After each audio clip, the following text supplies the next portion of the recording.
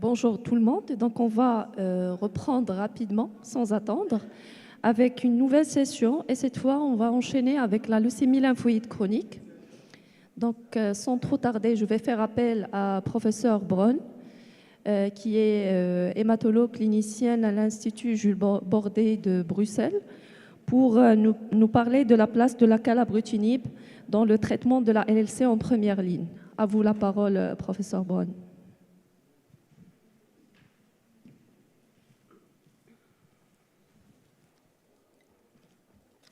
Merci beaucoup. Et je vais peut-être laisser rentrer les personnes qui doivent arriver. Et en tout cas, déjà, merci pour l'invitation dans votre beau pays. Et aussi, bravo aux organisateurs d'avoir laissé tant de place à l'intelligence artificielle, à la pharmacoéconomie et à l'éthique, qui sont vraiment des domaines extrêmement importants pour demain. Et j'étais impressionnée de voir le nombre de débats que vous aviez dans ces domaines. Donc, je ne sais pas si je peux y aller, oui.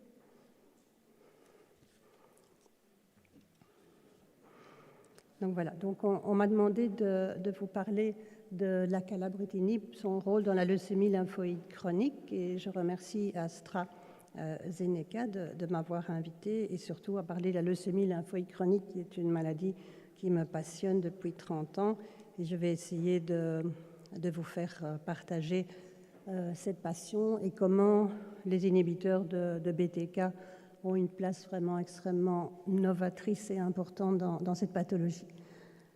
Alors, pour guérir une maladie, il faut la comprendre, et quelque chose que l'on a bien compris aujourd'hui, c'est que le cancer est toujours lié à une mutation cellulaire. Donc, n'importe quel cancer, on l'a découvert très vite avec les maladies cancéreuses hématologiques, mais maintenant on le voit dans les tumeurs solides, on a besoin d'une mutation. Et cette mutation, peut-être je sais pas comment je vais faire ça. Voilà. Vous voyez mon petit point. Donc, cette mutation va toucher une cellule dans un tissu sain, et cette mutation va entraîner une tumeur, donc une accumulation, une prolifération de cellules. Et ce qu'on sait aujourd'hui, c'est qu'il y a deux types de tumeurs. Il y a les tumeurs qui sont liées à une mutation dans un gène de prolifération. Donc, qu'est-ce qui se passe? La cellule se met à proliférer et va bien sûr donner une tumeur. Et ça, c'est 90% des cancers, ce sont des mutations dans des gènes de prolifération. Et là, on a besoin de chimiothérapie, qui sont des médicaments qui cassent des cellules en pleine mutation. Par contre, 10% des tumeurs sont liées à des mutations dans des gènes qui touchent à la mort cellulaire et à l'apoptose. Et donc, ce ne sont pas des cellules qui prolifèrent, mais ce sont des cellules qui ne veulent plus mourir. Et donc, ce sont des cellules qui s'accumulent. Et le résultat est le même. Vous avez une cellule qui est produite et qui ne vieillit plus, qui ne s'accumule plus. Vous avez une tumeur, mais la pathogénie est tout à fait différente. Et la leucémie lymphoïde chronique et les lymphomes indolents sont des maladies qui sont de ce type-là, avec une mutation dans un gène qui interfère. Et il faut faire retrouver au programme leurs cellules de vieillissement et de mort naturelle, d'où les nouveaux médicaments que l'on a aujourd'hui qui agissent dans ce domaine de l'apoptose. Mais si vous avez une mutation dans une cellule, tout est fait dans notre organisme pour détruire cette cellule mutée ou l'empêcher de proliférer. On a des gènes suppresseurs de tumeurs, on a la lymphocyte T, on a des lymphocytes NK, on a des cellules myosuppressives. Et donc tous, on développe tous les jours des mutations, on ne va pas développer un cancer. Pour qu'un cancer se développe, il faut absolument un deuxième événement. Et c'est depuis qu'on a compris ce deuxième événement qu'on guérit beaucoup mieux les cancers. C'est en fait, on a un déficit dans notre système de surveillance immunitaire. Et ce déficit de surveillance immunitaire, c'est bien sûr le micro-environnement de la tumeur. Donc, on a nos lymphocytes T qui sont aveuglés, on a nos lymphocytes NK qui ne fonctionnent plus bien. Et depuis qu'on a compris ça, vous le voyez pas seulement en hématologie, mais vous voyez en cancer du poumon, dans le mélanome, l'immunothérapie est restimulée.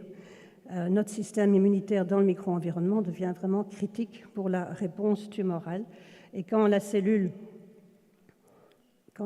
se développe et se multiplie, à un moment donné, elle a besoin de se nourrir, ça devient une tumeur.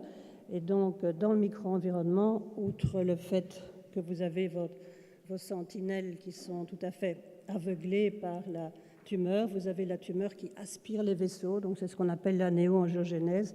Et une fois que les vaisseaux sont dans la tumeur, évidemment, c'est la porte ouverte aux métastases, surtout dans les tumeurs solides, puisque dans le sang, ça circule.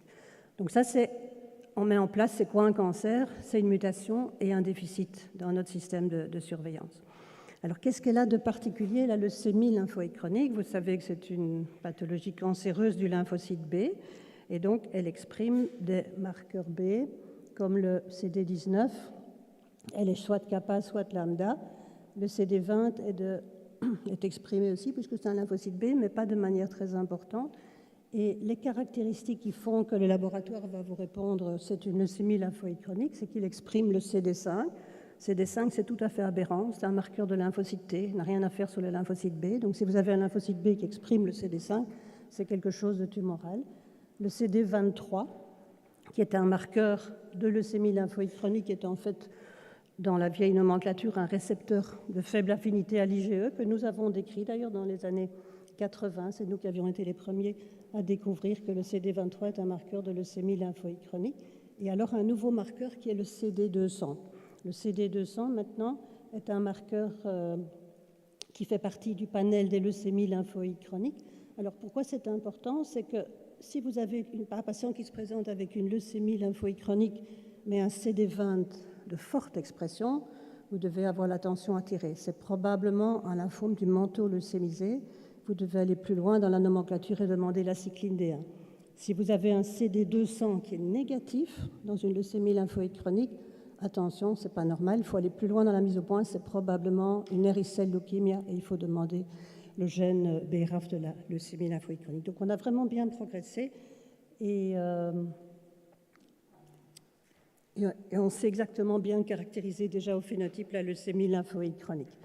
Alors un autre domaine où on a progressé, c'est que la leucémie lymphoïde chronique, en fait, c'est un lymphocyte B mature qui en fait reçoit ces signaux de survie quand il retourne dans la moelle osseuse, puisque toutes les leucémies lymphoïdes chroniques, le diagnostic se fait sur le sang, mais la moelle est toujours envahie. Et donc la leucémie lymphoïde chronique qui est représentée ici, elle reçoit des messages du micro-environnement, des cellules mésenchymateuses, des monocytes, des lymphocytes T, et même dans le sang, elle a ce qu'on appelle des nerve cells qui lui envoient des signaux d'inhibition de l'apoptose, et donc cette cellule ne meurt plus, elle se met dans une niche dans la moelle osseuse, et puis elle largue ces cellules B immortelles. Et donc, c'est un phénomène qui est aussi extrêmement fascinant. C'est que vous prenez une cellule de leucémie lymphoïde chronique, qui est une cellule immortelle qui vit des mois ou des années chez les patients, vous la mettez dans une boîte de culture, en 2 heures, elle amorce la mort cellulaire. Ça, c'est typiquement l'apoptose. Vous avez le DNA, sa cellule qui s'invagine, le DNA qui se pycnotique, et puis les débris cellulaires. C'est immédiat. En 2 heures, la cellule se met à mourir. Donc, le fait de la sortir de son micro-environnement, cette cellule meurt. Donc, on a évidemment étudié tout ça et on s'est rendu compte qu'il y avait des signaux. On a mis des filtres pour voir si c'était un problème de produit soluble ou un produit de contact. On s'est rendu compte que c'était un produit de contact. Et maintenant, on a été encore plus loin. Et donc, j'ai mis tous les noms parce qu'on a beaucoup travaillé sur la pathogénie de la CLL. Et donc aujourd'hui, en fait, donc, il faut un contact avec le micro-environnement médulaire. Si vous coupez ce contact, la cellule meurt. Et ce contact se fait par des microvésicules. On est à l'ère des microvésicules qui sont des petits morceaux de membrane avec de l'ARN qui vont envoyer ces signaux à la cellule qui est immortelle. Pourquoi je vous raconte tout ça? C'est parce qu'en fait, on a 2 médicaments clés aujourd'hui qui sont le BCL2, typiquement un gène qui donne une enzyme qui va interférer avec l'apoptose, mais en particulier l'Acalasta, qui est un BTK inhibiteur, eh bien, il va agir sur le lien qu'il y a entre la cellule et son micro-environnement. Il va couper ce lien et forcer la cellule à être dégagée de sa niche, et du coup, elle est beaucoup plus sensible à la mort cellulaire. Alors, je vais passer maintenant vite sur les critères de traitement parce qu'ils n'ont pas changé en fait depuis 2018. Ils ont été décrits par Michael Alec, qui est le grand pape de la leucémie lymphoïde chronique. Et donc, 80% des patients que vous voyez aujourd'hui qu'une CLL n'ont pas besoin de traitement. Il y a 20% des patients, parce qu'on les diagnostique très tôt, donc 20% des patients et qui a besoin d'un traitement? Les patients selon des critères cliniques, patients très fatigués, qui transpirent beaucoup, qui font des infections à répétition, qui ont perdu 10%, des critères biologiques. Donc s'ils ont un phénomène auto-immun, il faut y aller. S'ils ont une lymphocytose qui double rapidement, s'ils ont moins de 100 000 plaquettes, moins de 10 grammes. Et dans les critères radiologiques, ce sont les grosses masses. Si vous avez des masses bulky qui risquent d'entraîner des compressions de l'urtère ou de l'estomac ou des splénomégalies, c'est également un critère. Alors, il y a un autre facteur dont on parle beaucoup dans la leucémie lymphoïde chronique, ce sont les facteurs génétiques. Alors ça, aujourd'hui, ça n'est toujours pas une indication thérapeutique, mais c'est important de l'avoir au moment où vous devez commencer le traitement parce que ça a une implication thérapeutique. Donc, les médicaments ne sont pas tous identiques dans leur effet sur les différentes mutations. Et donc, vous avez ici, heureusement, 50% des leucémies vont se présenter avec la délétion très SQ. Donc, c'est vraiment la bonne leucémie où parfois vous restez 20-25 ans sans traitement. Mais vous avez 5% des patients qui vont se présenter avec une délétion du petit chromosome sur le chromosome 17 ou la perte du bras long du chromosome 11. Alors, pourquoi ces deux mutations, justement, sont critiques dans les leucémies lymphoïdes chroniques? Eh bien, c'est parce qu'elles correspondent à ce que je vous disais tout à l'heure. On a besoin de gènes suppresseurs de tumeurs pour réparer les mutations. Et donc, le P53 est sur le chromosome 17 et l'ATM, qui est un autre gène réparateur, est sur le 11q. Donc, si vous avez un patient qui n'a pas ces gènes réparateurs, vous avez une plus mauvaise leucémie.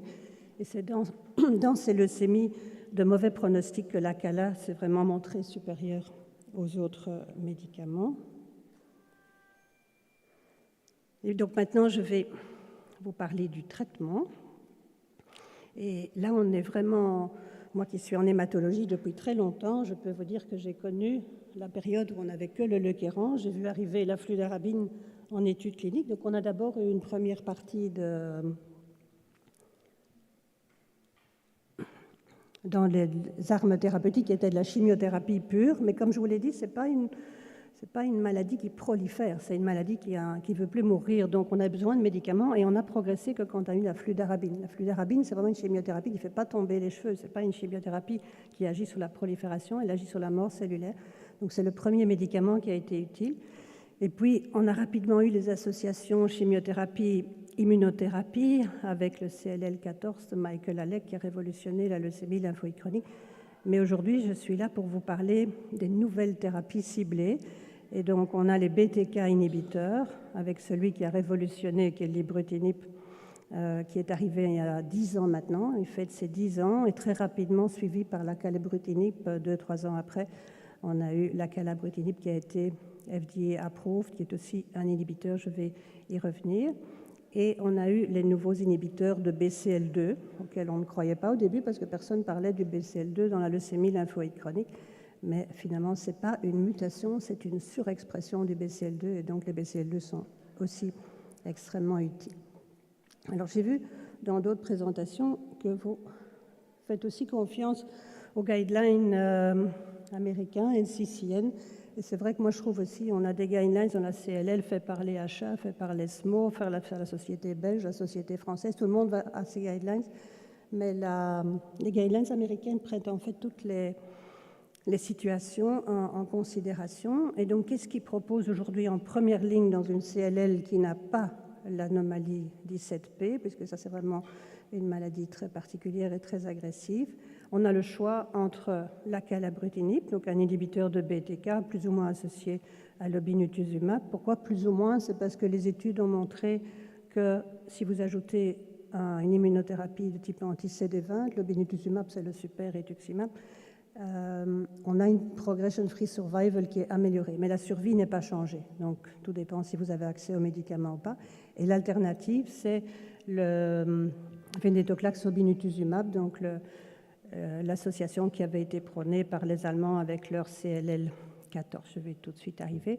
Donc, pourquoi l'ibrutinib est passé en deuxième choix, alors que c'était vraiment le pionnier dans le domaine? Je vais également revenir à la comparaison des deux médicaments.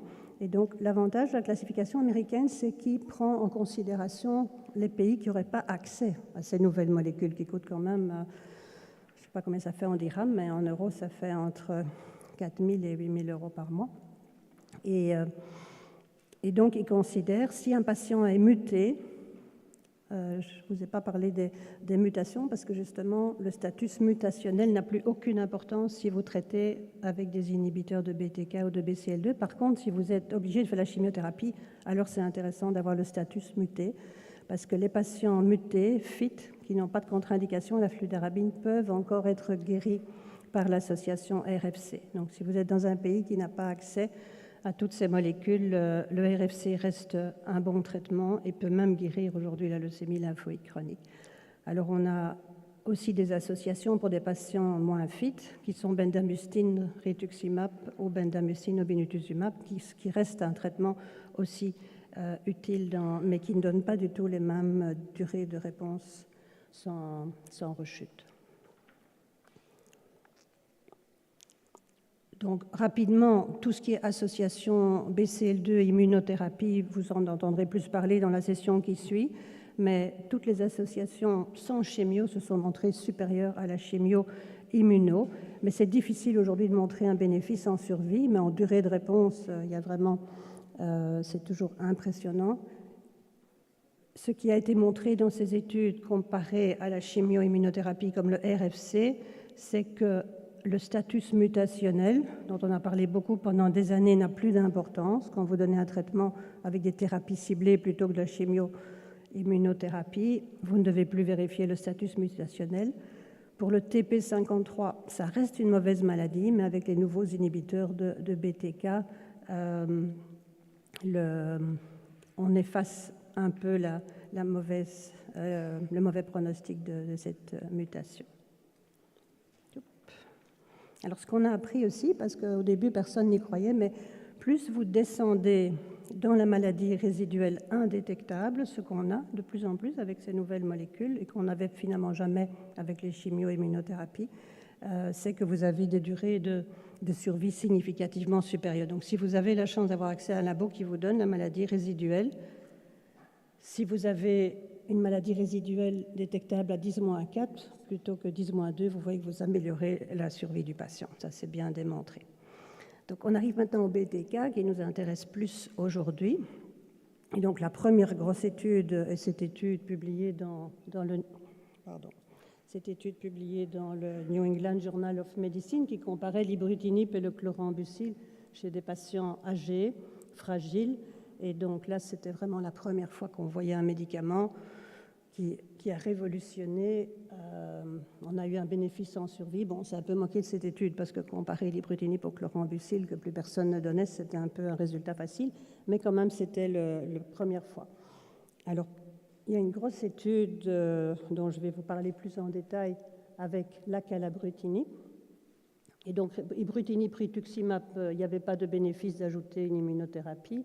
Et le zanubrutinib est un médicament prometteur, mais on n'a pas encore beaucoup de recul et je crois que vous n'avez pas accès, donc on ne va pas en parler.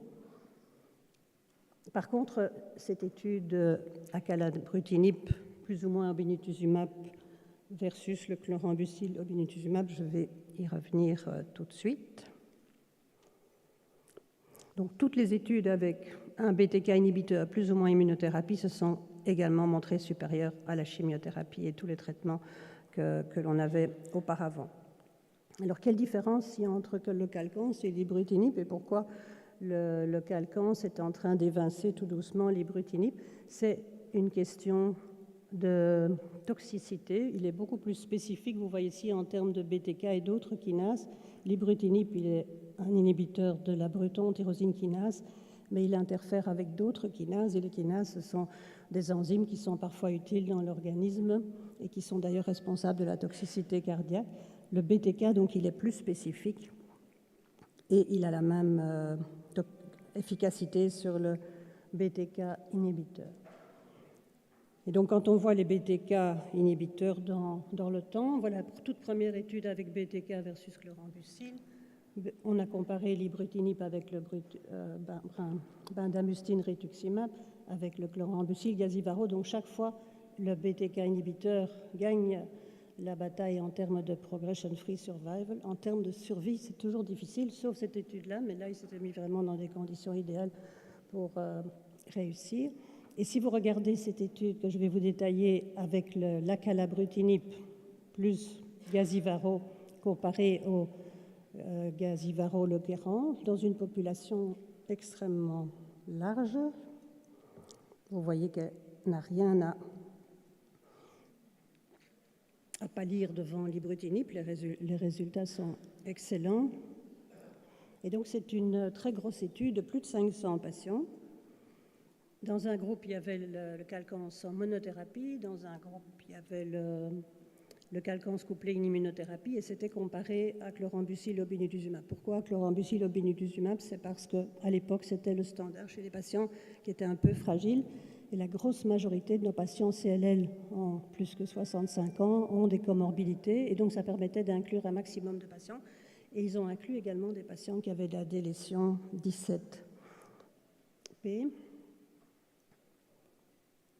Et donc, qu'est-ce qu'ils ont montré? Donc, les résultats ont été spectaculaires. Ils ont été publiés par Sharman dans le Lancet et ils ont été actualisés par Paolo Dia en 2023. Donc, c'est vraiment un médicament qui soit combiné avec l'obinutuzumab ou seul.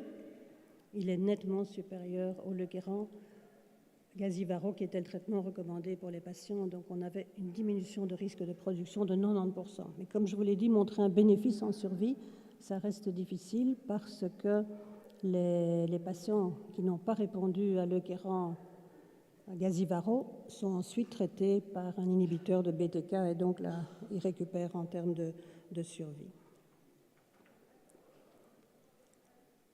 Alors, à efficacité égale, l'acalabrutinib, qui est plus spécifique, s'est révélé moins toxique.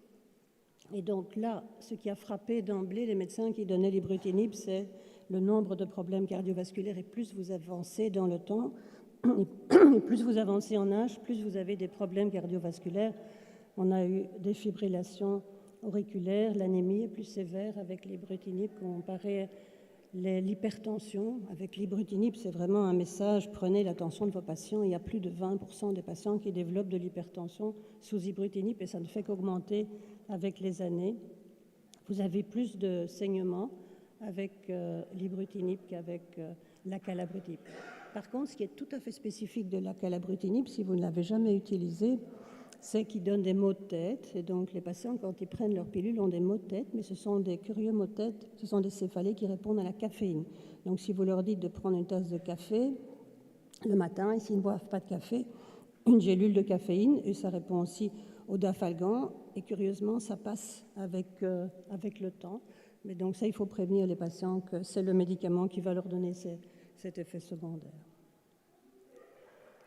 Alors, je vous disais qu'aujourd'hui, on ne regarde plus le status mutationnel. Déjà, c'est quelque chose de très compliqué au niveau du laboratoire.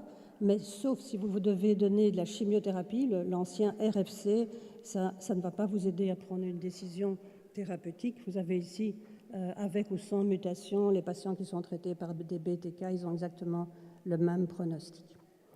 Alors, qu'est-ce que les guidelines américaines proposent dans les CLL qui ont cette mutation TP53 ou qui ont perdu le petit bras du chromosome 17? Et donc, en fait, ils recommandent au départ les mêmes médicaments, donc des BTK inhibiteurs, alors avec plutôt l'acalabrutinib si vous n'avez pas accès à l'ibrutinib, le zanubrutinib arrive, et aussi l'association venetoclax obinutuzumab. C'est un peu moins efficace sur les TP53, mais on peut les rattraper en deuxième ligne par l'association venetoclax ibrutinib. Alors pourquoi l'ibrutinib venetoclax n'est pas encore mis en première ligne? C'est une question de maturation des données. J'imagine que vous avez tous vu les résultats du GLOW qui montrent qu'on a des maladies résiduelles indétectables dans beaucoup plus de cas, que ce sont des durées de réponse très longues. Par contre, il y a des alarmes sur le plan toxicité. On a eu des morts cardiaques chez des patients où on ne pouvait absolument pas prédire la toxicité cardiaque. Ce n'étaient pas des patients âgés hypertendus avec de la fibrillation. Donc, ils sont en train d'investiguer. Et on a eu des toxicités hématologiques très importantes. Donc, quand vous donnez ça à des patients âgés, vous savez qu'il y a plus qu'une chance sur deux de les envoyer en neutropénie, il faut quand même faire attention. Et donc, c'est la raison pour laquelle ibrutinib venetoclax, qui est un schéma dont on parle beaucoup et qui va probablement arriver en première ligne, n'a pas encore remplacé dans les guidelines le venetoclax obinutuzumab. Alors ça, c'est pour vous confirmer que quand on a une délétion du TP53, la chimiothérapie, on l'a vu dans les années avec le vieux FCR, à peine 11 mois de survie sans progression et 24 mois de survie. Donc une maladie qui tuait en 2 ans. Avec l'association Venetoclax et Gazivaro, là, on a déjà une médiane de survie à 4 ans, mais avec les inhibiteurs de BTK, on monte à, vous voyez, des survies de 80% à 3 ans. Donc c'est vraiment la molécule qui prend le dessus pour tout ce qui est mutation à risque dans les CLL. Alors quand les patients ont une rechute, après BTK inhibiteur, après Venetoclax, Gazivaro, là effectivement, si on adapte le traitement à ce qu'ils ont eu auparavant, mais alors on doit faire appel, si c'est sous traitement ou si c'est pas sous traitement, en fonction de la durée de la réponse, on adapte avec les médicaments que l'on a. Sinon, on a un BTK non covalent qui arrive, qui est le pirtobrutinib, et qui s'avère aussi prometteur pour les patients qui sont double réfractaires. Qu'est-ce que ça veut dire non covalent? Donc les BTK covalents, ce sont des inhibiteurs de l'enzyme qui s'accrochent à la bruton-tyrosine kinase et qui ne la lâchent plus.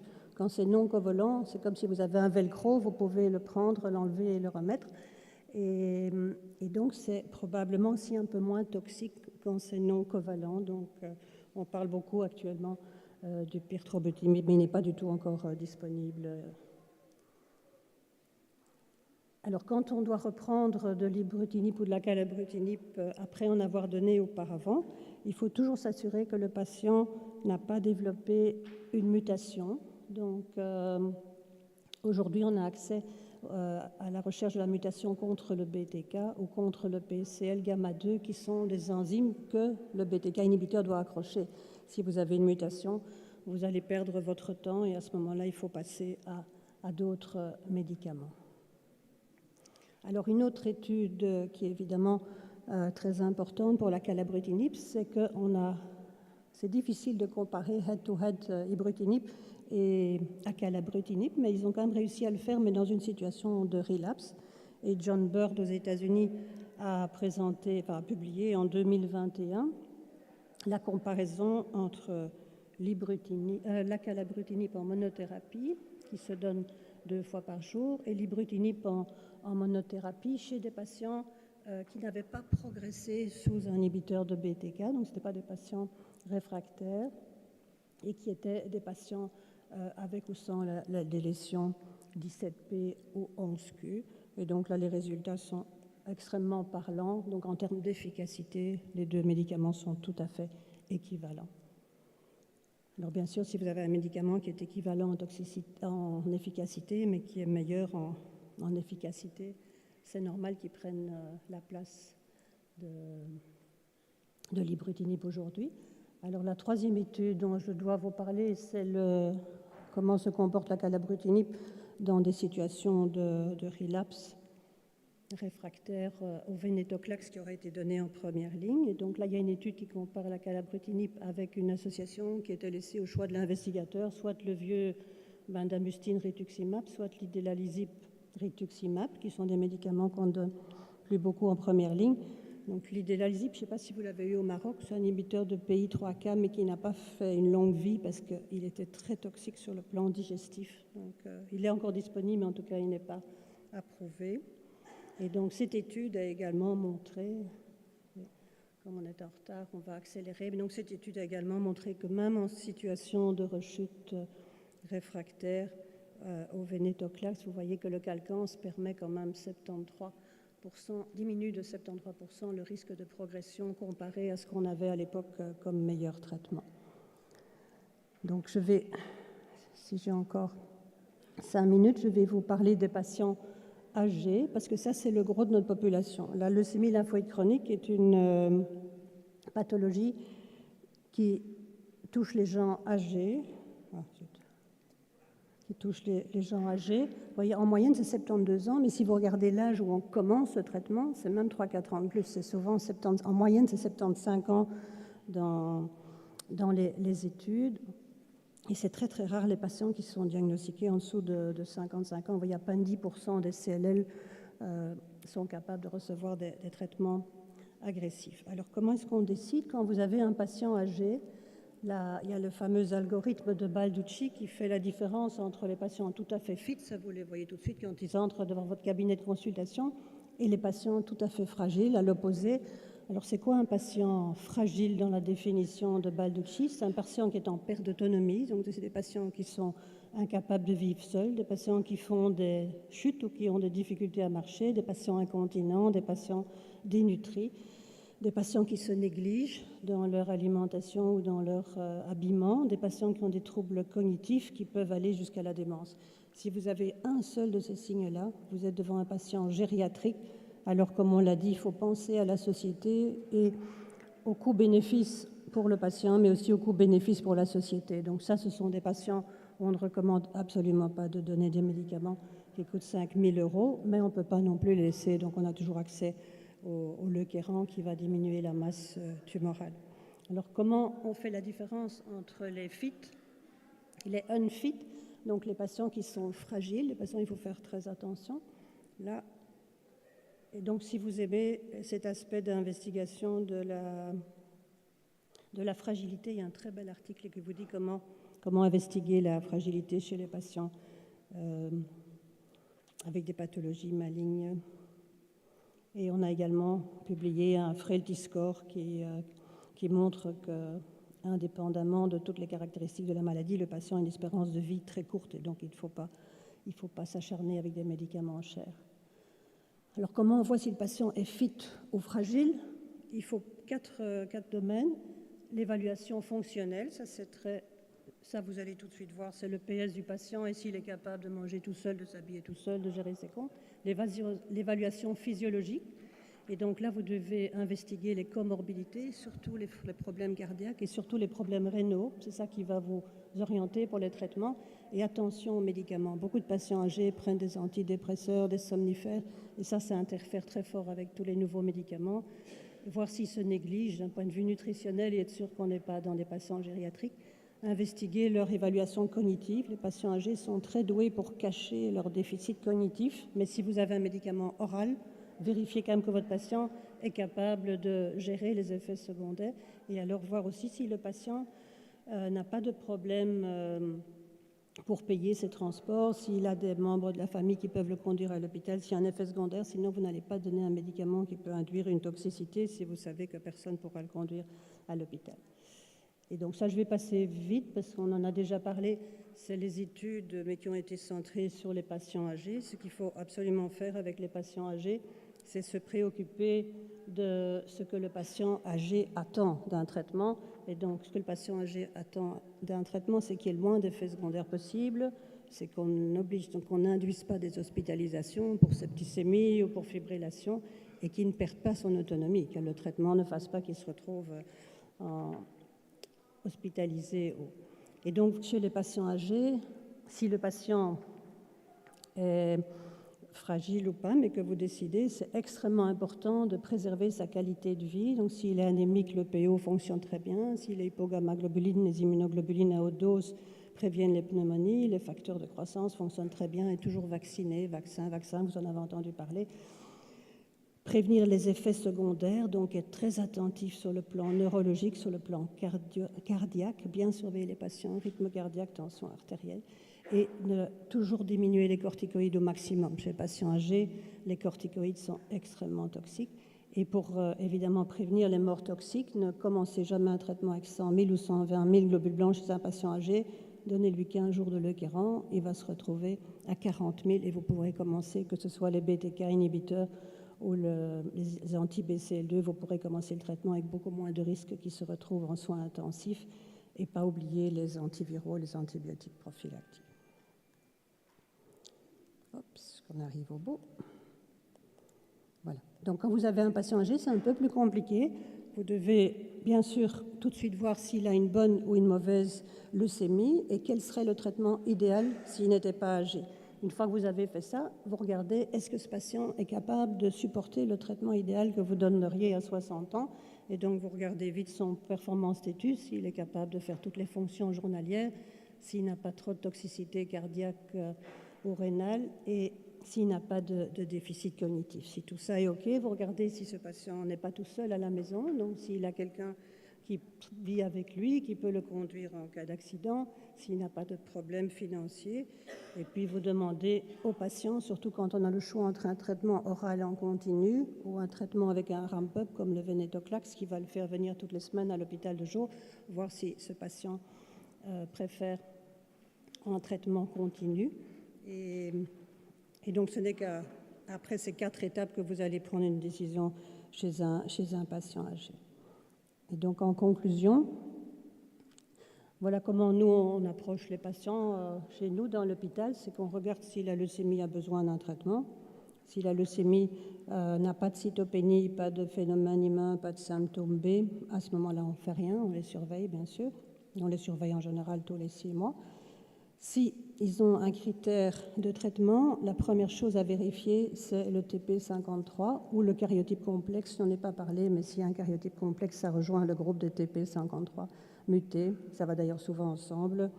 Et donc, ces patients-là, on raisonne un peu autrement aujourd'hui. Muté ou non muté, c'est seulement si vous voulez faire un RFC, sinon ça n'a pas beaucoup d'intérêt de faire la demande.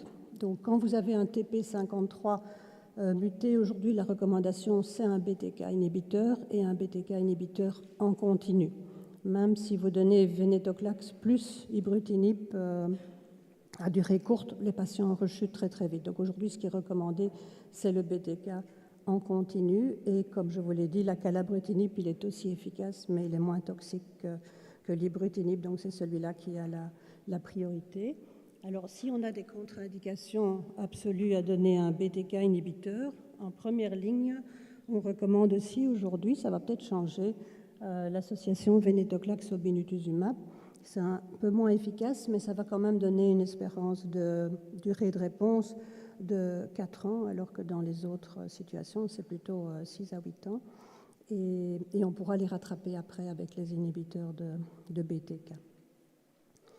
Alors pour les patients qui n'ont pas la mutation TP, vous avez toujours le choix entre le traitement court de 12 mois et le traitement en continu avec l'acalabrutinib.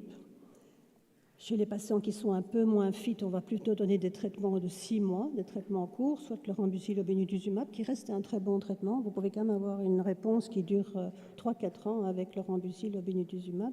S'ils sont un peu plus fit, la bendamustine permet aussi des réponses, mais c'est moins long que ce qu'on peut obtenir avec ces deux approches. Et pour les patients vraiment très fragiles, il faut retourner au vieux Leukeran. Et donc, les messages de cette session, vous l'avez compris, la chimiothérapie est pratiquement abandonnée. On va vers des régimes sans chimiothérapie. L'acalabrutinib, pour le moment, a la priorité dans les inhibiteurs de BTK. L'association avec une immunothérapie jusqu'à présent n'a pas été appliquée parce que ça augmente un peu la durée de la réponse, mais ça n'augmente pas la survie. Et l'association avec le Venetoclax va être présentée cette année à l'ASH. Donc ça, c'est quelque chose qu'on attend évidemment impatiemment, puisque ça nous permettrait de donner un traitement à durée courte, qui sont vraiment ce qui est préconisé aujourd'hui dans les leucémies lymphoïdes chroniques, c'est plutôt de donner un traitement court, essayer de descendre le plus bas possible dans la maladie résiduelle et arrêter le traitement, suivre le patient et le reprendre le traitement, que si la maladie progresse, c'est moins cher pour la société, c'est une meilleure qualité de vie. Et donc les données ACALA plus Venetoclax arrivent et vont probablement permettre cette attitude aussi. Alors chez les patients âgés, attention, qualité de vie plus importante que quantité de vie. Pas oublier les monitorings cardiaques, hypertension, fibrillation, filtration glomérulaire et l'hématotoxicité. Et ne jamais oublier que ces gens prennent beaucoup de médicaments. Il faut toujours vérifier les interactions. Les inhibiteurs de la pompe à protons, en particulier l'acalabrutinib, il y a une interférence. Il ne faut jamais les donner en même temps. Mais maintenant, AstraZeneca fait une formulation qui n'est plus un comprimé, mais une gélule qui va permettre de le donner avec des IPP très fréquents chez les patients âgés. Attention à tous les antidépresseurs, les somnifères, et attention aux anticoagulants avec donc dans les anticoagulants, ce qui est surtout interdit, c'est le Syntron et un peu l'aspirine. Tout ce qui est NOAC est permis aujourd'hui. Voilà, maintenant je vais terminer. Ouais, donc c'est devenu... Il faut être plusieurs pour s'occuper d'une leucémie. Ça, ce sont tous les jeunes qui travaillent avec moi qui ont permis d'avancer dans... Merci pour cette présentation très claire. Oui, et alors oui. Donc, on va passer à la discussion et je vais commencer par une question concernant les indications thérapeutiques et je veux savoir est-ce que le temps de doublement lymphocyte rapide peut constituer à lui seul une indication thérapeutique. Oui, donc si vous avez un temps de doublement inférieur à 6 mois, vous vous doutez bien que le patient il va très rapidement être au-dessus de 100 000, il va cracher ses plaquettes, ça va aller très vite, donc ça fait partie des critères de traitement. Oui. Okay, merci. Donc, on passe à la discussion. Est-ce que vous avez des questions? Oui, okay. Si vous pouvez poser les questions pour moi maintenant, parce que malheureusement, j'ai mon train à 14 heures, donc je ne pourrai pas rester jusqu'à la fin. Oui.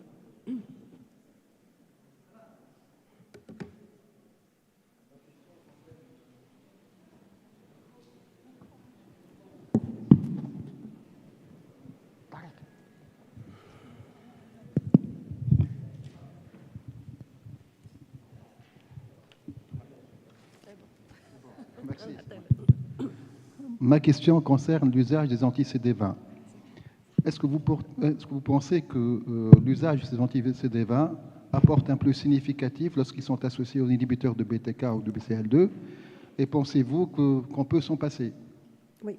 Donc, le rituximab, si on a accès à l'obinutuzumab, on peut s'en passer. Le rituximab seul ne fait pas grand-chose dans la leucémie lymphoïde chronique et il n'a jamais induit tout seul la moindre réponse complète, mais il apporte un plus au venetoclax. Alors, l'étude ibrutinib plus rituximab a montré que le rituximab n'apporte rien. Quand on donne un BTK avec le rituximab, dans l'étude Acalasta plus obinutuzumab, l'obinutuzumab est plus efficace dans la leucémie. L'obinutuzumab peut induire tout seul une rémission. Donc ça, c'est une bonne immunothérapie. Et c'est d'ailleurs pour ça que ça a été choisi avec le venetoclax dans le protocole allemand. Et donc là, ça apporte un plus. Et donc on l'a vu avec le venetoclax, on l'a vu avec la calabrutinib, ça augmente la survie. Avec le rituximab, ça n'apporte rien. Alors, moi, je voulais lancer exactement sur la dernière question par rapport à l'ajout de l'obinutuzumab à la calabrutinib. Dans quelle situation vous privilégiez l'obinutuzumab plus la cala que de la cala tout seul? Et nous, pour le moment, on donne la cala seule parce qu'on n'a pas accès au remboursement de l'association. Et ça donne vous avez vu, le petit bénéfice en progression free, il n'est pas très important. Il est à la limite de la signification, d'ailleurs, dans l'étude élevée TN. Et en survie, ça ne change rien. Donc, nous, on donne la cala seule. Je vous remercie pour votre présentation excellente. Je voulais savoir votre avis concernant les stades A évolutifs. Est-ce que vous les traitez ou vous patientez un peu? Surtout que si le critère d'initiation de traitement, c'est le dédoublement lymphocytaire seul. Mais en fait, ce n'est pas le stade qui définit le traitement, parce qu'on peut avoir un stade A avec une anémie hémolytique très invalidante.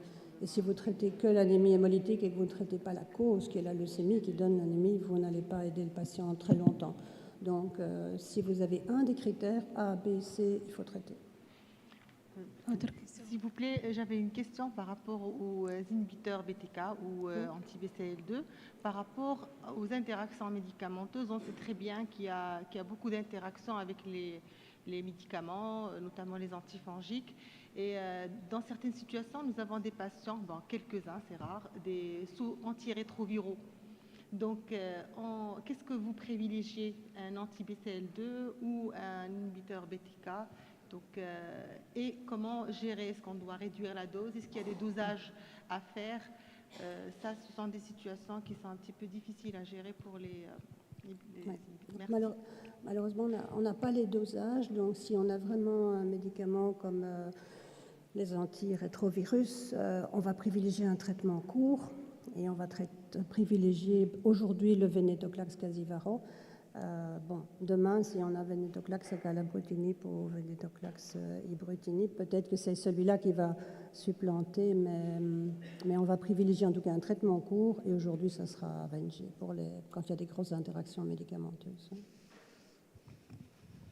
Est-ce qu'il y a d'autres questions? S'il vous plaît, j'ai une dernière question. Je voulais savoir votre avis. Est-ce qu'il y a un intérêt à réduire les doses si on a des intolérances ou il faut penser d'emblée à changer le traitement? Oui. Ça, c'est une question extrêmement importante sur le terrain. C'est que quand le patient est en réponse, on l'avait bien démontré avec l'ibrutinib qui est donné à 420, puis on diminue à 280, puis 140. Donc, vous pouvez diminuer à 140 une fois que le patient est en réponse. Ça ne change absolument rien à la durée de la survie. Donc, ça, c'est une très bonne question. Et pour la calabrutinib, là, je n'ai pas encore l'information parce qu'on a 2 comprimés par jour avec une dose fixe. Par contre, ce qui peut être intéressant pour vous, c'est que quand les patients âgés n'aiment pas trop le traitement qu'on doit donner 2 fois par jour, et donc vous pouvez le donner en une fois. Ça a été démontré maintenant que les résultats sont les mêmes si vous donnez la calabrutinib en une fois le soir plutôt que 2 fois par jour. C'est plus confortable pour les patients. Ouais. Ok, merci. Voilà. Merci. Est-ce qu'il y a d'autres questions? Sinon, c'est la fin. Merci beaucoup. On passe à la deuxième présentation qui est durée fixe de traitement dans la LLC, stratégie et impact. Cette présentation sera faite par le professeur Regragui, qui est un professeur agrégé en hématologie clinique à la faculté de médecine et de pharmacie de Tanger. À vous la parole.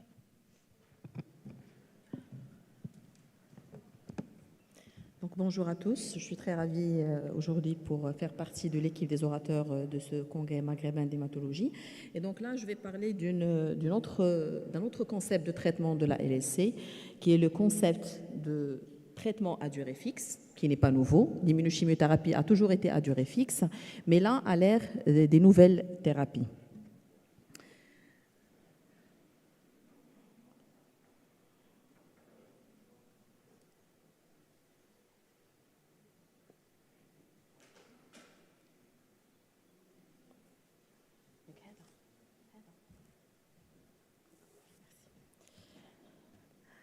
Alors, je vais rappeler brièvement la physiopathologie de la LSC parce que pour comprendre ces traitements et pour mieux les gérer et savoir ce qui se passe, on se rappelle un petit peu ce qui se passe dans la cellule leucémique de la LSC. Et donc, avant 2005, la LSC, c'était une accumulation de cellules par défaut d'apoptose, mais les études ont démontré qu'en plus de ça, il y a la prolifération et la maturation qui sont touchées dans la LSC, qui va aboutir à l'accumulation de lymphocytes B matures dans le cadre de la lymphocytose B monoclonale et éventuellement dans la LLC, et bien sûr, par la suite, va évoluer vers la progression et l'apparition des résistances au traitement. Et donc, cette apoptose, qui est une situation qui ressemble un petit peu au suicide, elle a 2 voies essentielles, une voie extrinsèque et une voie intrinsèque, qui vont tous les 2 aboutir à l'activation des caspases et donc à la destruction cellulaire. Et donc, pour cette voie intrinsèque, qui, par exemple, dans situation normale de tous les jours, de toutes les cellules qui subissent des agressions, que ce soit des agressions par des chimiothérapies, de la radiothérapie, un stress, vont aboutir à des dommages sur l'ADN.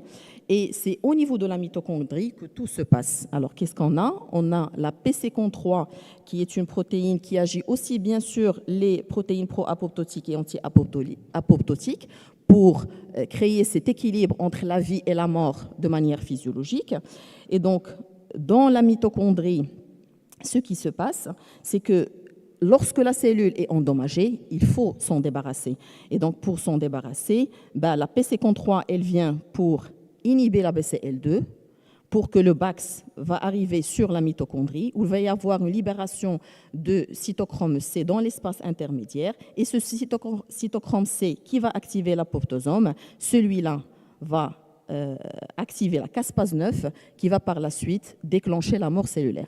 Et donc, ces diapositives que j'ai empruntées à mon ami professeur Genin de l'hôpital militaire de Rabat, je trouve qu'ils sont très pédagogiques et qui vont mieux rappeler un petit peu cette physiopathologie et la simplifier au maximum. Alors, lorsqu'on est dans une situation de surexpression de BCL2, chose qu'on a dans la leucémie lymphoïde chronique, qu'est-ce qui se passe? La PCCON3, elle est incapable d'inactiver le BCL2 et donc il n'y a pas cette libération du cytochrome C. Et donc, par la suite, on se retrouve avec des lymphocytes B, des zombies, des cellules qui ne sont pas capables d'assurer leur fonction, mais qui sont là, qui s'accumulent et qui donnent par la suite la leucémie lymphoïde chronique. Donc, cette surexpression du BCL2, qui est une protéine anti-apoptotique, on ne la voit pas uniquement dans la LSC, mais dans beaucoup d'hémopathies malignes. Donc, je ne vous apporte rien du tout. Alors, la deuxième situation, c'est lorsqu'on a une mutation de la TPCCON3, cette protéine qui devrait bloquer la BCL2, lorsqu'elle n'est pas là, rien ne se bloque et le process continue, la cellule ne meurt pas et donc on se retrouve avec ces lymphocytes B zombies qui vont donner la maladie par la suite. Et en plus de ça, on va avoir une résistance à la chimiothérapie. Alors, les thérapeutiques de la LSC ont beaucoup évolué, particulièrement à partir des années 2000, où il y a l'apparition des thérapies ciblées qui vont cibler les différentes voies de signalisation récemment découvertes. Et donc, ces voies de signalisation sont essentiellement la voie BTK, PI3K, les anticorps monoclonaux, donc les anti-CD20, et bien sûr les inhibiteurs BCL2, cette fameuse protéine. Alors, quand est-ce qu'il faut traiter la leucémie lymphoïde chronique? Elle fait partie des hémopathies lymphoïdes indolentes, donc c'est toujours la même situation, stade C, ou bien les stades A ou B avec maladie active. Et les critères de maladie active sont toujours d'actualité, donc l'épreuve d'insuffisance médulaire, la lymphocytose qui est progressive, la splénomégalie ou les adénopathies qui sont massives, compressives ou progressives ou symptomatiques. Bien sûr, les complications auto-immunes, présence d'une atteinte extra-ganglionnaire qui est symptomatique et la présence de signes généraux. On arrive avec notre malade qui arrive avec sa LSC qui est déjà active, qu'on doit traiter, comment faire? Alors, le traitement de première ligne, donc ça a commencé déjà par l'inclusion des anti-CD20 dans l'arsenal thérapeutique qui a été évalué, le RFC, donc l'ajout du rituximab au classique fludarabine endoxan dans l'étude CLL8, qui a montré un bénéfice en survie sans progression et en survie globale à 3 ans, mais ce bénéfice ne touche pas les patients qui ont la délétion 17P. Donc les patients avec délétion 17P ont toujours un très mauvais pronostic. Donc cette CLL8 a été mise à jour en 2016, après un follow-up qui arrive à 9 ans. Donc il y a toujours le bénéfice global de l'ajout du rituximab, mais bien sûr, les sous-populations de patients avec le profil non muté des chaînes lourdes des immunoglobulines n'en tirent pas bénéfice. Et donc, on a toujours une population de malades qui échappe à l'efficacité de l'immunochimiothérapie. Alors, la CLL10, quant à elle, elle a été évaluée chez les patients beaucoup plus fragiles. Donc, c'est le rituximab bendamustine et donc l'ajout de c'était une étude qui a... C'est une étude qui a évalué le R-bendamustine vis-à-vis au RFC chez les patients atteints de LSC nouvellement diagnostiqués.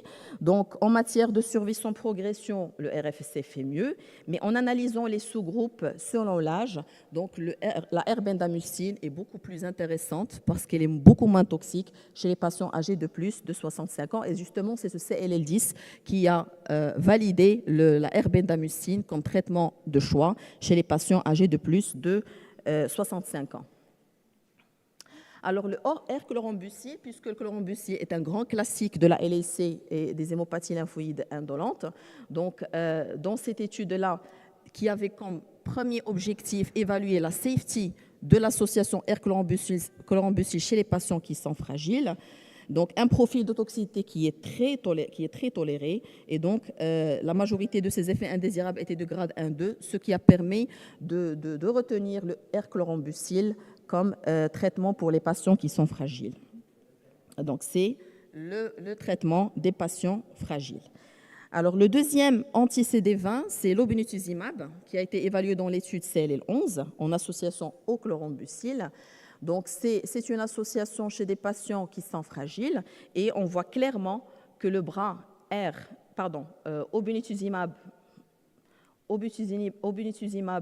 chlorambucil fait mieux que le R chlorambucil en matière de taux de réponse complète et de réponse de réponse partielle, donc 2 anti-CD20, mais l'obinutuzumab est plus intéressant dans la LSC que le rituximab. Donc, il y a beaucoup plus de réponses sur la maladie résiduelle, donc 10 fois plus de réponses de maladies résiduelles négatives dans le bras obinutuzumab chlorambucil que le bras R-chlorambucil. En ce qui concerne cette même étude, et donc si on compare la survie sans progression, donc l'obinutuzumab chlorambucil fait mieux que le chlorambucil en monothérapie ou bien le R-chlorambucil. Alors maintenant, on voyait un petit peu toutes ces études qui ont été publiées dans les années 2010, en incluant l'immunothérapie, les anti-CD20 à la chimiothérapie. On voit clairement que les patients avec une cytogénétique défavorable n'en tiraient pas vraiment bénéfice. Et c'est là où les études, les thérapies ciblées ont vu le jour, avec cette étude Resonate qui a évalué l'ibrutinib versus chlorambucil. Donc c'est une étude qui était randomisée à part égale entre l'ibrutinib jusqu'à progression, de manière continue jusqu'à progression ou toxicité qui est mal tolérée, et le chlorambucil à dose fixe chez les patients qui n'ont pas de délétion 17P et qui sont âgés de plus de 65 ans. Donc la survie sans progression, elle est clairement évidente, c'est en faveur de l'ibrutinib, avec bien sûr cette étude qui a été mise à jour avec un suivi médian de 9 ans. Donc on a une médiane de survie sans progression qui est de 8 ans pour le bras ibrutinib versus 1 an, 3 pour le bras chlorambucil.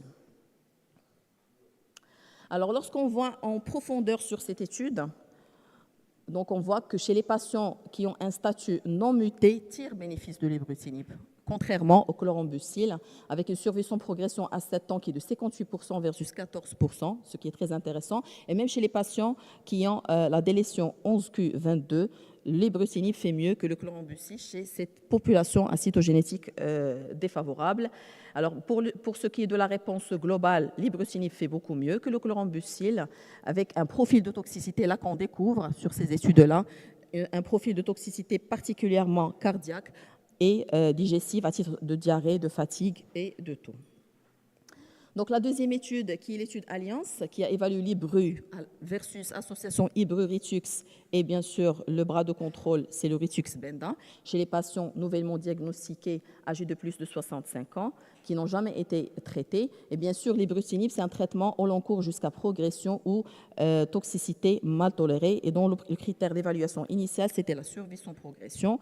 Et donc sur le cut-off de 24 mois, on est à une estimation de PFS qui était à 74% pour R-Benda versus 87-88% pour soit Ibru en monothérapie, soit R-Ibru. Et on voit là aussi que le R n'ajoute rien pour les patients qui sont déjà sous inhibiteur BTK. Alors, pour les patients qui ont la délétion 17P ou la 11Q, donc l'ibrutinib fait mieux que la R-bendamustine.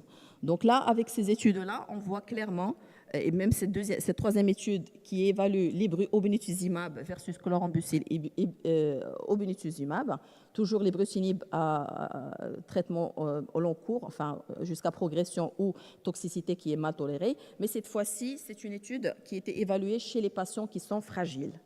Donc chez les patients qui sont âgés de plus de 65 ans ou moins de 65 ans avec comorbidité, qui ont un score CIR6 supérieur à 6, donc avec beaucoup de comorbidités, et qui inclut même les patients qui sont en insuffisance rénale avec une clairance de la créatinine inférieure à 70 et les patients ayant la délétion 17P. Donc on est sur un profil de malade qui est assez fragile. Alors, est-ce que l'obinutuzumab Ibru fait mieux? Oui, il fait mieux chez cette population de malades fragiles, avec un profil de tolérance qui est très acceptable, et donc une médiane PFS qui n'était pas atteinte à 2 ans, alors qu'elle est de 19 mois pour le bras au chlorambucil. Alors pour les patients à haut risque cytogénétique cette fois-ci, le bénéfice il est beaucoup plus intéressant lorsqu'on met les patients, on a mis les patients sous ibrutinib obinutuzumab, et à la suite de toutes ces études-là qui ont évalué les inhibiteurs BTK, en fait, il s'est avéré que au long cours, on perd beaucoup de patients pour toxicité qui est mal tolérée. Et donc, c'est un bénéfice qu'on perd avec le temps lorsqu'on met les patients sous inhibiteurs BTK. Et de là est né ce concept de mettre le patient sur des traitements et des protocoles à durée fixe pour les thérapies nouvelles. Donc là, c'est l'étude CLL13. Donc c'est la première étude qui avait comme objectif initial d'évaluer l'intérêt du venetoclax en première ligne chez les patients ayant une leucémie lymphoïde chronique. Il y avait 3 bras expérimentaux. Le bras R-venetoclax, le bras R-venetoclax versus obinutuzumab venetoclax, le trio O-venetoclax Ibru, qui ont été évalués au bras standard, qui est l'immunochimiothérapie, qui est différente selon les tranches d'âge. Pour les patients de moins de 65 ans, c'était le RFC, et pour les patients âgés de plus de 65 ans, c'est la R-bendamustine. Le critère essentiel de cette étude, c'est surtout le taux de maladie résiduelle qui est indétectable à 15 mois. C'était ça l'objectif de cette étude. Alors, pour ce qui est de la maladie résiduelle, elle est beaucoup plus profonde.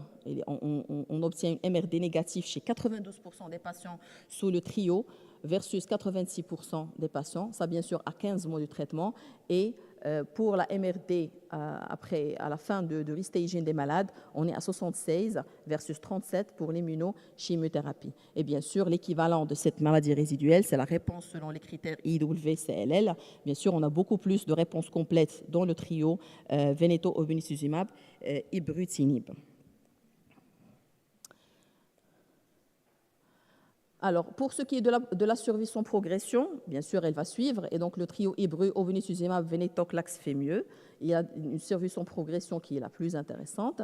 Et les sous-groupes des patients, soit avec le statut non muté des immunoglobulines et les statuts mutés des immunoglobulines, on voit clairement la différence sur la PFS à 3 ans, qui est de 86 pour le trio obinutuzumab veneto-ibru versus 65 pour l'immunochimiothérapie. Et bien sûr, lorsqu'on a un statut non muté, il n'y a pas vraiment une grande différence entre les différents bras, ce qui veut dire que dans cette population, l'immunochimiothérapie fait aussi bien que les thérapies ciblées. Chez cette population en particulier, avec un statut des chellos des immunoglobulines qui est muté.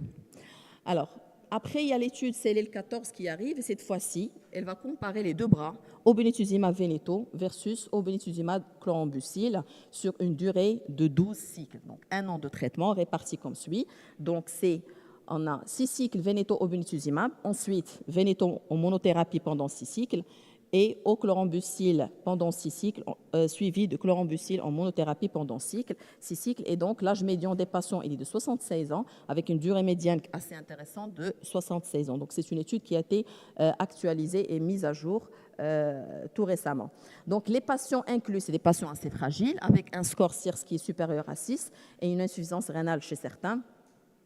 Et le critère d'évaluation initiale, c'est la survie sans progression.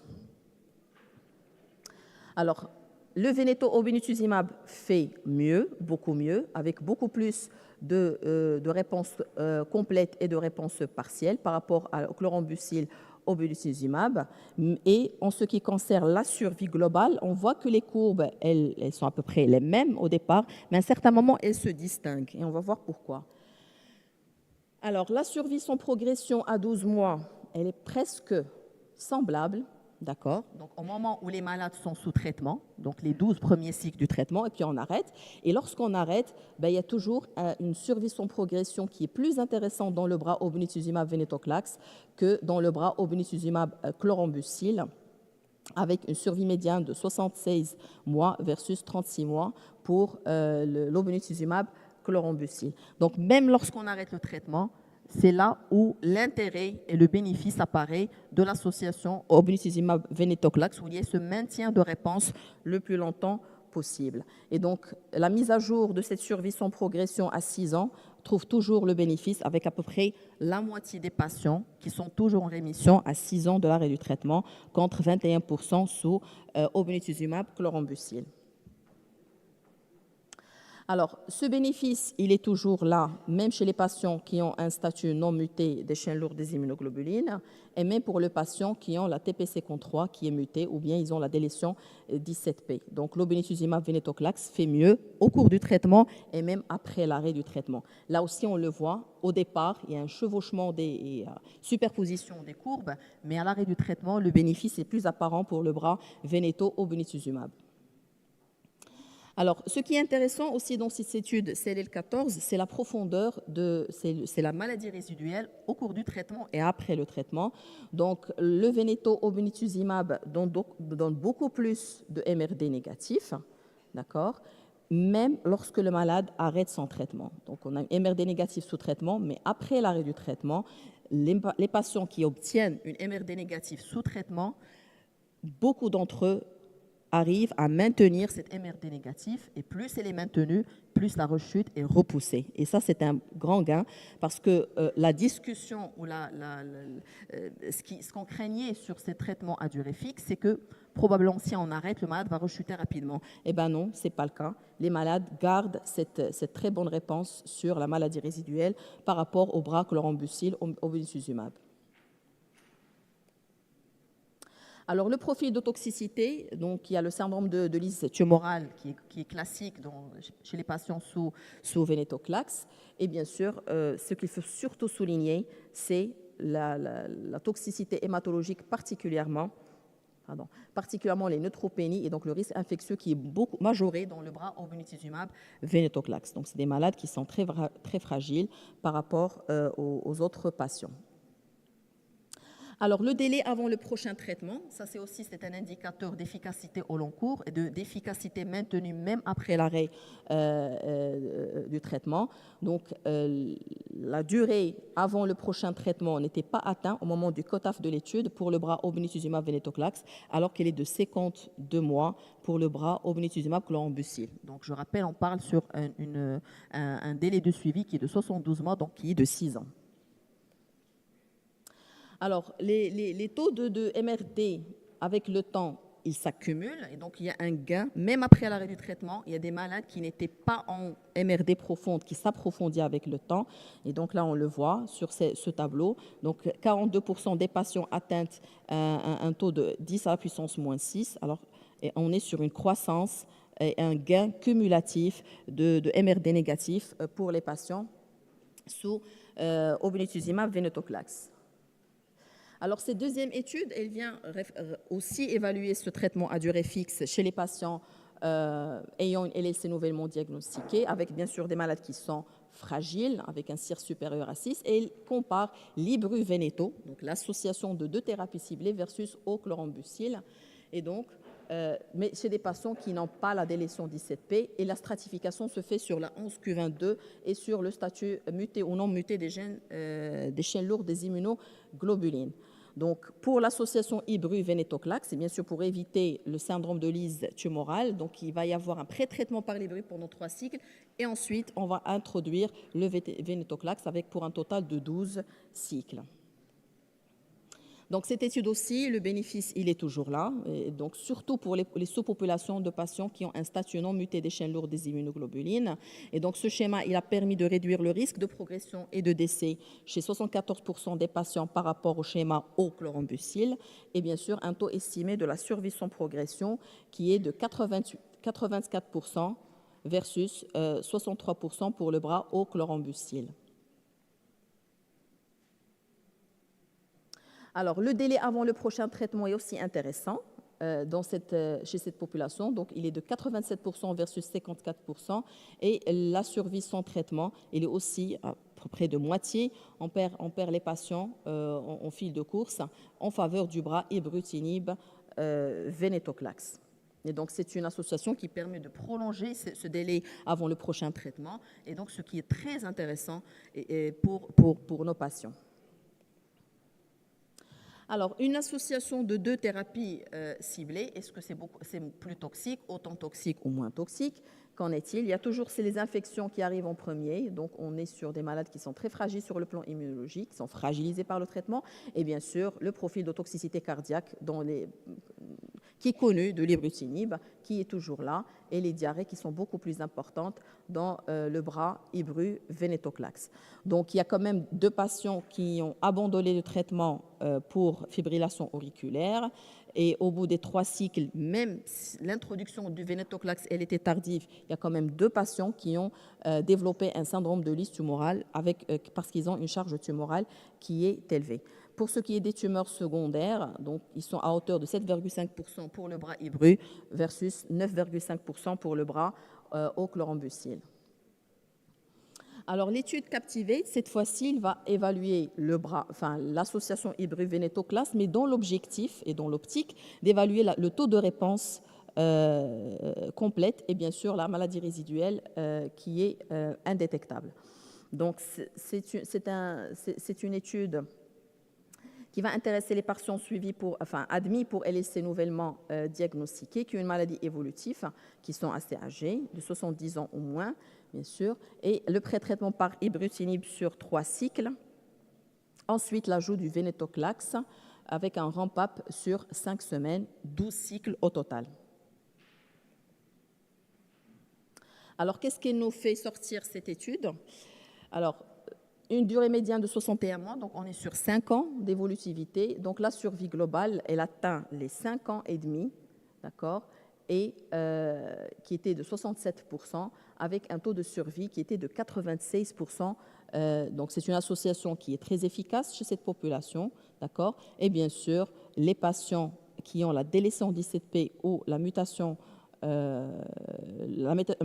TP53, en plus des patients qui ont un karyotype complexe ou la délétion 11Q, donc ils ont des survies sans progression assez intéressantes, certainement moindres s'il n'y en a pas, mais qui sont intéressantes et on voit l'efficacité de cette association à durée fixe chez cette population qui est très défavorable. Alors, si on récapitule ces 3 études qui sont Captivate, GLOW et CLL qui ont évalué des traitements à durée fixe à base du venetoclax, donc on voit clairement que l'efficacité elle est estimée à 5 ans moyennement entre les 3 études, des survies sans progression qui sont très intéressantes, particulièrement chez les populations avec un statut non muté des chaînes lourdes des immunoglobulines. 41% et 46%, à peu près, c'est les mêmes chiffres sur la survie sans progression chez les patients avec délétion 17P.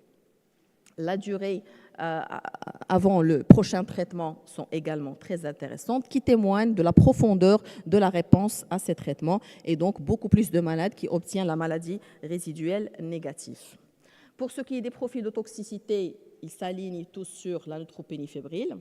Et bien sûr, la présence de l'ibrutinib, elle augmente le risque d'hypertension artérielle et de fibrillation auriculaire dans les différentes études. Alors, la dernière étude sur pour les LSC en première ligne, c'est l'étude FLAIR. Donc, c'est une étude qui a évalué le vénéto-ibrutinib contre le RFC chez les patients fit pour un traitement qui est intensif. Et donc, la philosophie de cette étude qui est très intéressante, c'est que on essaie d'arrêter même l'ibrutinib lorsqu'on obtient une maladie résiduelle à 10 à la puissance moins 4. Donc, c'est une étude qui essaie d'évaluer le traitement à durée fixe, pas uniquement pour le vénéto, mais aussi pour les inhibiteurs BTK. Et donc, plus on a une réponse qui est profonde, peut-être espérer un jour la guérison. Ça nous rappelle un petit peu les discussions autour de la LMC dans cette même dimension. Et donc, les inhibiteurs BTK, ils étaient arrêtés lorsqu'on a une maladie résiduelle qui arrive à 10 à la puissance moins 4 sur 2 prélèvements consécutifs. Donc, c'est une étude qui a évalué le monitoring par la recherche de la maladie résiduelle chez les patients sur l'association ibru-veneto versus RFC. Alors, qu'est-ce qu'on a comme chiffre et comme résultat? C'est que ce modèle de monitoring par la maladie résiduelle pour arrêter les inhibiteurs BTK, en plus, bien sûr, d'une dose fixe, d'une durée fixe du venetoclax, c'est qu'on a une réponse qui est une réponse complète qui est plus intéressante dans le bras ibru-veneto par rapport au RFC à 9 mois, d'accord? Et qu'à 27 mois, 49% des patients arrêtent le traitement, il arrive déjà à la maladie résiduelle, et c'est un gain qui s'accumule avec le temps. Donc on arrive à 72% des patients qui arrêtent l'association Veneto-Ibru à 51 mois. Donc c'est un gain sur la maladie résiduelle qui est cumulatif avec le temps et qui est très intéressant. Cette évolutivité, on la voit également pour le statut non muté des chaînes lourdes des immunoglobulines. Donc c'est une association qui permet d'arriver à des maladies résiduelles indétectables de manière prolongée, et même lorsqu'on arrête, après 2 MRD négatifs à 2 reprises consécutives, on pourrait garder les malades peuvent garder leur MRD indétectable pendant longtemps.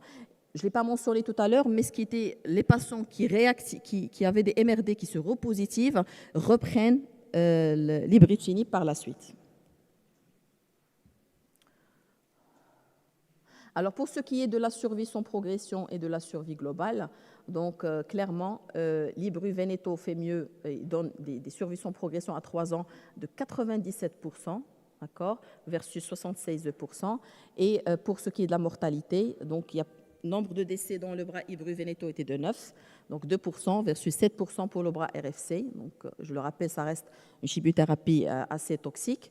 Et bien sûr, les traitements qui étaient de deuxième ligne de choix, c'était plusieurs associations, selon bien sûr les disponibilités des molécules des différents centres et bien sûr la disponibilité de l'allogreffe pour cette indication. Donc le bénéfice, il est toujours là, même pour les statuts non mutés, essentiellement pour le statut non muté, où on voit que le RFC, on voit clairement que le RFC ne trouve pas vraiment sa place chez cette population de patients. Alors pour ce qui est des effets indésirables et des tumeurs secondaires, donc le RFC donne beaucoup plus de toxicité hématologique, d'accord, mais pour ce qui est de toxicité extra-hématologique, c'est en plus l'apanage du bras Ibru-Veneto, essentiellement cardiaque et en rapport avec des désordres du métabolisme et une toxicité oculaire. Donc la mortalité, donc, comme je viens de le dire, elle était plus dans le bras RFC que dans le bras Ibru-Venetoclax. Et bien sûr, c'est essentiellement la toxicité cardiaque qui était la cause de décès dans le bras Ibru-Venetoclax.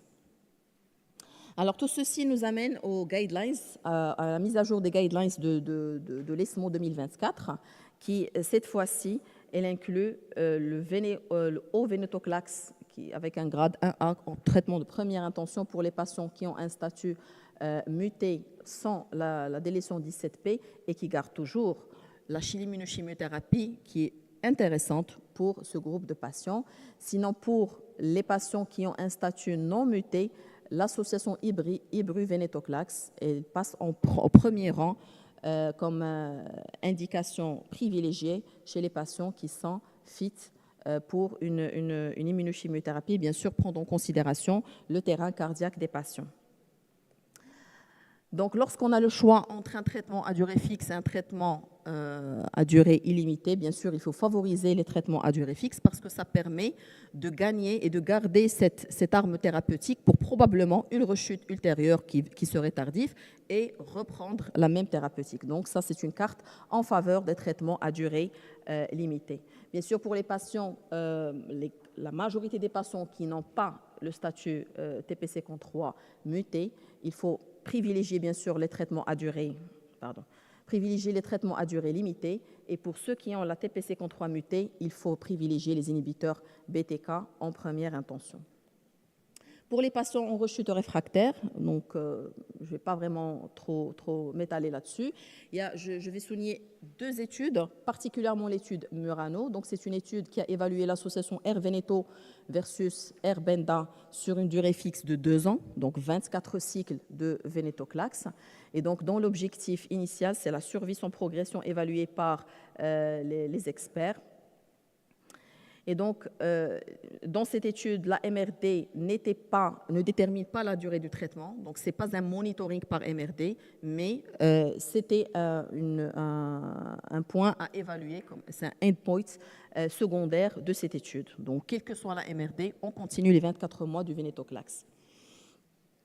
Donc, c'est une étude qui va inclure aussi les patients avec la délétion 17P, Donc, on est sur des malades aussi de mauvais pronostic.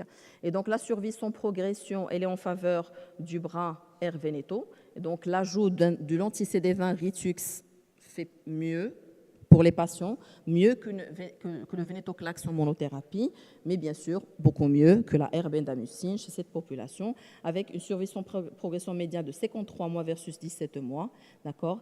Et il n'y a pas vraiment de différence au départ en survie globale chez les deux bras de l'étude. Alors cette PFS chez les patients avec un statut non muté, elle est de 15 mois pour le bras R-Benda et les de 52 mois pour le bras R-Benda. Donc, je rappelle que le traitement s'achève à 24 mois. On arrête le vénétoclax et il y a la PFS qui est toujours maintenue.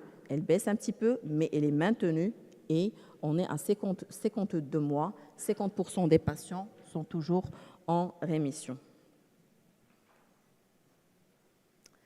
Donc pour ce qui est de la survie globale, c'est aussi en faveur du bras R-Veneto. Elle est de 87% à 5 ans versus 61%.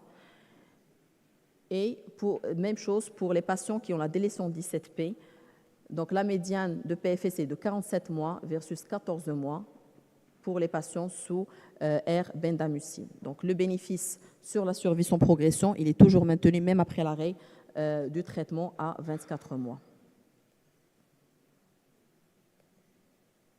Alors, pour ce qui est de la toxicité, on est toujours, c'est le même profil de toxicité, donc c'est surtout les neutropénies qui sont présentes, particulièrement dans le bras vénétoclax, le syndrome de Lise tumorale, qui est beaucoup plus important dans le bras R-vénétoclax, et beaucoup plus de toxicité hématologique, type thrombopénie, anémie dans le bras R-bendamustine.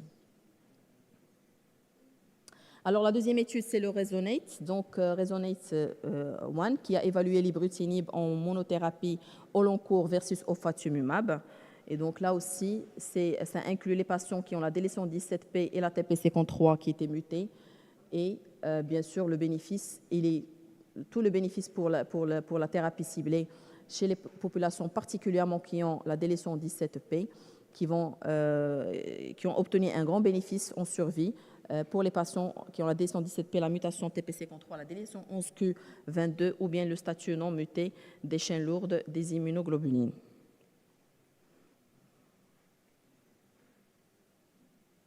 Donc, bien sûr, le bénéfice, comme je viens de le dire, c'est particulièrement pour les patients qui sont à haut risque cytogénétique. Et bien sûr, les guidelines de l'ESMO 2024 qui ont été actualisés tout récemment et donc qui retiennent le R-Veneto comme traitement privilégié pour les patients qui présentent des rechutes tardives au-delà de 36 mois, même lorsqu'ils ont reçu un traitement à base de vénétoclax. Donc, ça se voit clairement que les traitements à durée fixe permettent toujours de garder cette arme pour une deuxième utilisation. Pour les patients qui ont des rechutes précoces, c'est plutôt les inhibiteurs BTK en première ligne. Pour les patients qui ont progressé sous inhibiteurs BTK, aller vers une deuxième classe thérapeutique, c'est le R-Veneto, ou bien les inhibiteurs PI3K. Et pour les patients qui ont les mutations de la TP53, c'est les inhibiteurs BTK, particulièrement la galaburutinib et le zanubrutinib. Et bien sûr, toutes les autres molécules se discutent, bien sûr, selon les lignées thérapeutiques antérieures.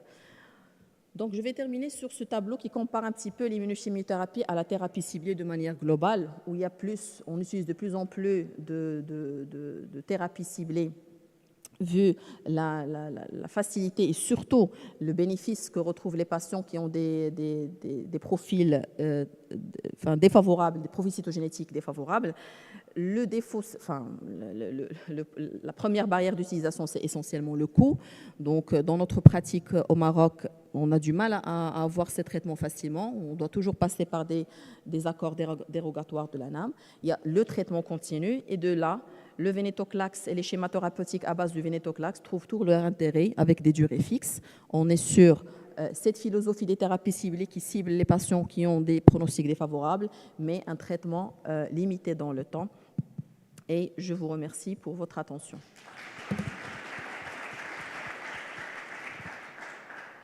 Merci, professeur Regragui, pour cette excellente présentation qui a fait le tour de la question surtout avec la panoplie de traitements dont on dispose pour traiter nos patients. Et je vais passer la parole à la présence pour poser les questions avant de clôturer la session. Oui.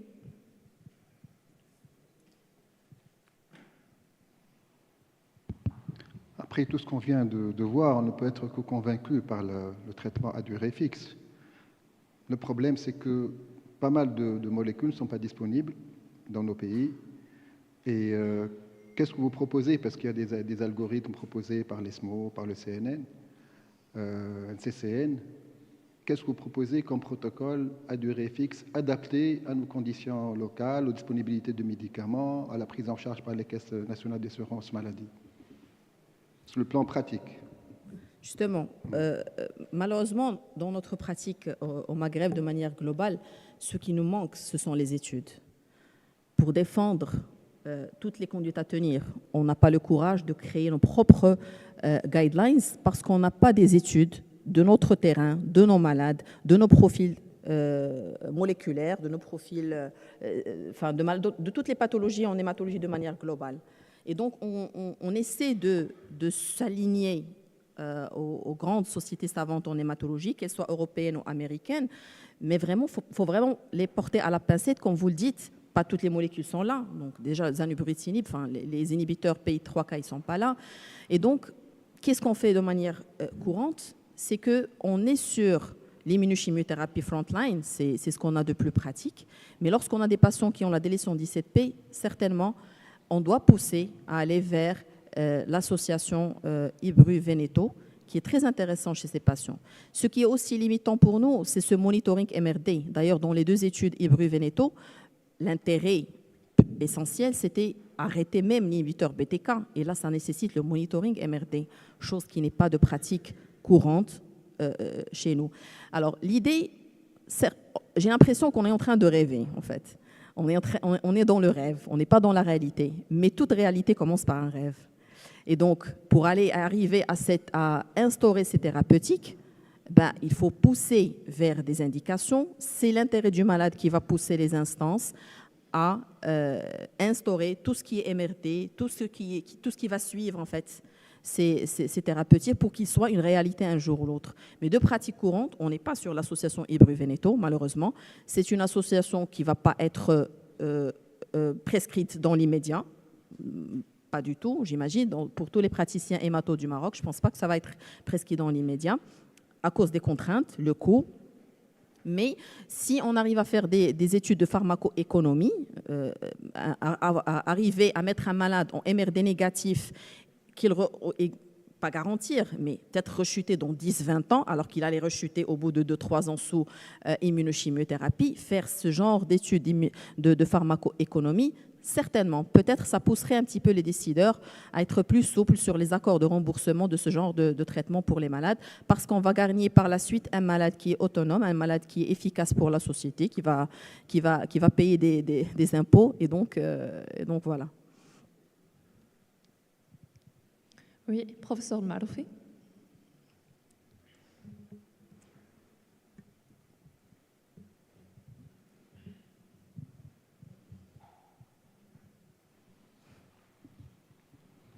Merci. Donc, excellente présentation, professeur Gregui. Dans la même remarque que mon collègue tout à l'heure concernant ces nouvelles thérapeutiques qui ont montré une efficacité très importante, voire une négativisation de la MRD. Et on espère, pourquoi pas, tu l'as dit, guérir cette pathologie. Mais je rebondis sur la remarque de tout à l'heure concernant un schéma fixe adapté par rapport à notre contexte local. Je me rappelle, j'avais fait une présentation sur les nouvelles thérapeutiques. À l'époque, on parlait des essais en cours. Il n'y avait pas encore ces recommandations qui étaient là maintenant claires. Et on m'avait arrêté très rapidement, on m'a dit « mais c'est arrêté, on va juste défendre soit l'ibrutinib, soit les venetoclax, mais les associer les trois, ça fait beaucoup. » Donc tu imagines le prix de cela. Et moi, je fais partie un petit peu des organismes de remboursement. C'est très difficile d'accorder une association où il y a 2 thérapies ciblées. Et donc, peut-être au lieu de défendre Ibru Veneto, peut-être R Veneto ou Obinutuzumab Venetoclax. Comme ça va être beaucoup plus facile par rapport à notre contexte. Pour la MRD, je ne sais pas si ça se fait au Maroc, je ne pense pas. Donc, pour rechercher cette profondeur de la réponse, peut-être là maintenant juste défendre une thérapie ciblée à durée fixe, mais qui est, entre guillemets, raisonnable par rapport à notre contexte. Absolument. C'est juste une remarque. Merci. Absolument. Merci, professeur Maroufi. Si vous permettez.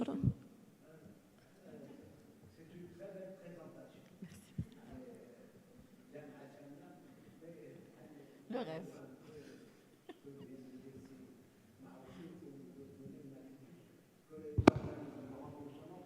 Nous accorder. Bon, maintenant. C'est tout l'intérêt des référentiels. Il faut se débrouiller pour avoir un consensus et essayer d'avoir une attitude commune. Bon, la Cala, c'est un bon produit. Dès que l'Aubry, machin, truc, il est trop cher. Et le Ritux fait bien aussi. Oui. Hein. Le R Veneto fait bien. Benda, il y a différentes formules. Vous avez fait une très belle présentation. J'aime Hachem. Ouais, c'était un peu.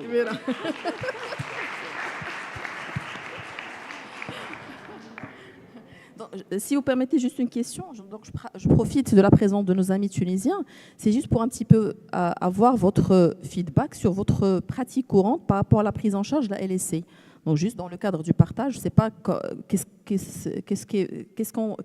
sont vos contraintes thérapeutiques en Tunisie. Blanc, bonnet, blanc. Ce qui est disponible, ce qui n'est pas disponible. Est-ce que ça marche? Comment ça marche avec les instances Je suis Dr Jabr, professeur agrégé en hématoclinique à l'hôpital Aziz Othmane. Je fais partie du groupe d'études LLC. On a fait déjà un protocole national. Oui, et mon confrère, déjà mon ami qui est avec nous dans le groupe. Donc, concernant le traitement en première ligne, comme vous le dites, sujet jeune, sans délétion du 7P, on ne fait pas la recherche de la mutation. Donc, TP53, non, MRD, non, on ne fait pas aussi. Mais le traitement, c'est en première ligne, c'est FCR. Oui, pour les patients jeunes et fit. Et en deuxième ligne, voilà, on refait la recherche de la délétion du 7P. Si on a la délétion du 7P, les brus, oui, on a les brus, donc... non, la Cala, là, on n'a pas la prise en charge. Donc, l'R Veneto, oui, en le deuxième ligne, c'est écrit dans notre protocole, soit l'R Banda, R Veneto. Donc, c'est des associations... Et donc, par rapport au Librutinib en deuxième ligne, est-ce que vous avez un accord de remboursement qui est direct ou bien ça doit passer par des... Non, ça va passer par le recours et tout ça. Donc, on n'a pas le système de remboursement. Donc, c'est la même chose. Merci beaucoup. Donc, je crois que c'est pareil partout dans les pays maghrébins. Sinon, je tiens à réitérer mes remerciements pour professeur Le Galgui pour son excellente présentation et je vous remercie pour votre présence et votre patience.